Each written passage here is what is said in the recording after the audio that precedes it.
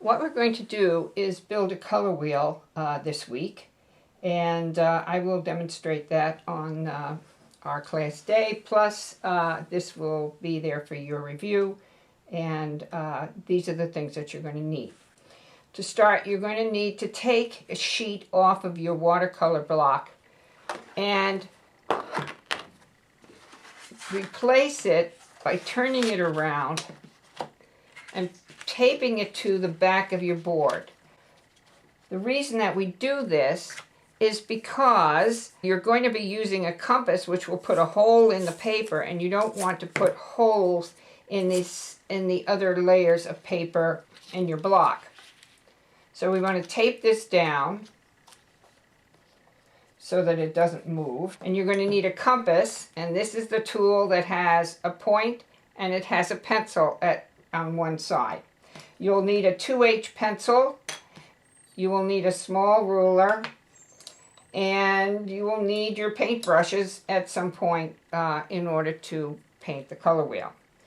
Now, on your assignment sheet that has been sent to you, you will find a sample of this color wheel, and it has all of the colors that need to be placed in the correct position, so you can refer back to this as well as referring to this video itself. Your assignment sheet will give you directions as to how to draw this color wheel in terms of size. So the first diameter that we're going to create is a 7-inch diameter. Using your compass, you need to draw a 7-inch color wheel, which is a 3.5-inch radius, and then as close to the center as the page as you can eyeball it, or you can measure if you feel that much more secure about it. You want to draw the main circle. Now this color wheel is not only going to have your colors, but it's also going to have tints and shades of this color. So this is what it's going to look like in the end. You're going to have your yellow, your red, your blue, your mixed secondaries and tertiaries,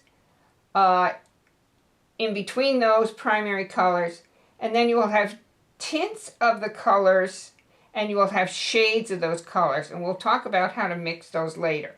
And this is the way your color wheel is ultimately going to look. So we have our first circle drawn. The next one we're going to do is we're going to do the tint circle. So you're going to open up your compass again to 3 3/4.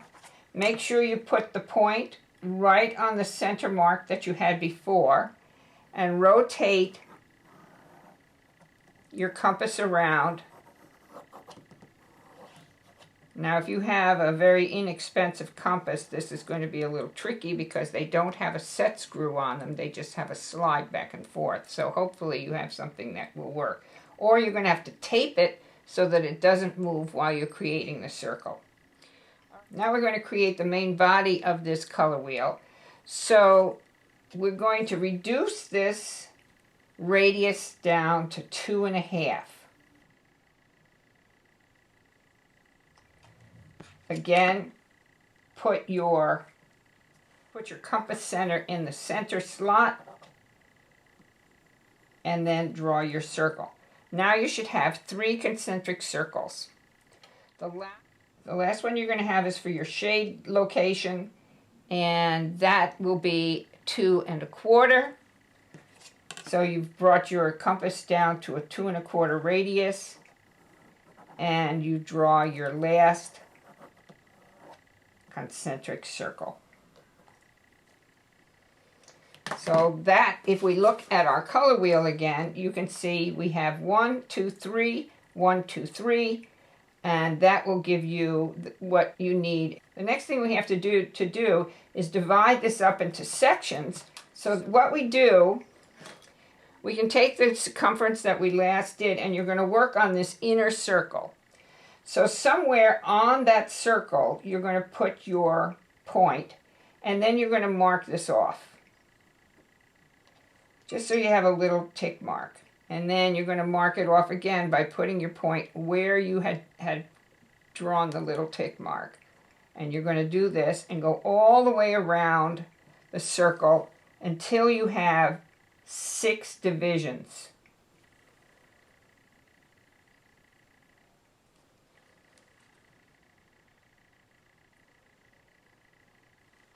And this last one should be pretty close. Oh, it's a little off, but that's because of the nature of this technique, but it's nothing to really worry about. So now we have 6 divisions on this color wheel. What you want to do here is take and measure between one of the divisions, which is really 2 1/4. So that gives us, that'll give us 1 1/8. So you just mark 1 1/8, and then take your ruler and line up with the center of the circle and that little tick mark, and that's going to give you the starting point for your next division. So that this distance here, this distance from here to here is equal to that. So the way that we're going to do this now is we're going to take our compass and do the same thing, and you'll notice that every time you make a tick mark, it's in the center of the previous division that you made.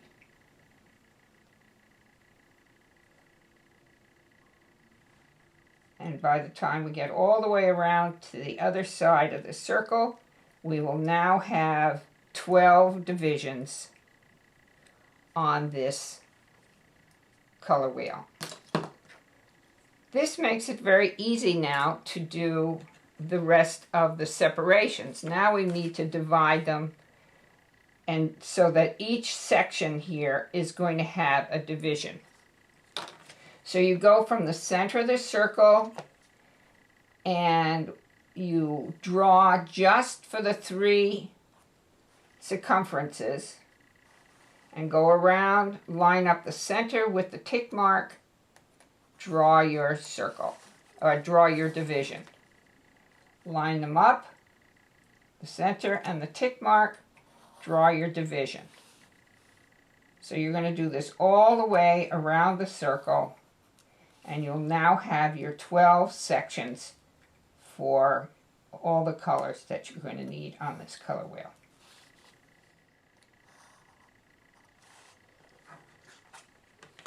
So there you have it. Here are your 12 sections. Now, if we look at this color wheel again, we will notice that where the yellow is, we have Winsor Lemon and Cadmium Yellow. Where the red is, we have Scarlet Lake and Permanent Rose. And where we have the blues, we have Ultramarine Blue and Prussian Blue. The reason that we have 2 yellows and 2 reds and 2 blues is because these yellows, these reds, and these blues, because of pigmentation, are never perfectly true to their wavelength color of red, yellow, and blue. So, because pigmentation is not perfect, the pigment has a tendency to lean one way or the other. Sometimes the yellow has a little bit of red in it, sometimes the yellow has a little bit of blue in it. We call that bias, and it's usually referred to as, for instance, cadmium yellow, which looks a little redder than the lemon yellow, as you can see here. It's called yellow with an orange bias. With the red, the Scarlet Lake really has an orange bias also. The Permanent Rose has a blue bias. So it tends to lean, in the case of the Scarlet Lake, it tends to lean towards the orange. In the case of the Permanent Rose, it tends to lean towards the violet. The same is true with the blues. The Ultramarine tends to lean towards the violet. The Prussian Blue tends to lean towards the yellow.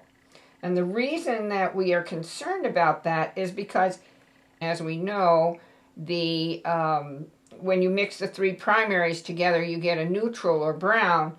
This yellow mixed with this blue is not going to give you a clean, bright green. You must use the lemon yellow, which has a green bias. It has no red pigment in it, to go with the blue to get a nice clean green. And as we mix colors, you'll start to see that a little bit more clearly. But on the color wheel, we're going to put yellow at the top here. But we need to divide this in half again. So again, you can take this and you can, this looks like about 2 inches, so 1 inch measured from that mark, and that gives you the division. Then we count 1, 2, 3, and then the red comes in at that point. We measure again, and now we have the division for red. Then 1, 2, 3, and this is your division for blue right here. This is blue, red, yellow. Okay, divide the blue again, and that's going to be the division for blue. So at this point, you have everything set up the way that it needs to be set up in order to start to paint.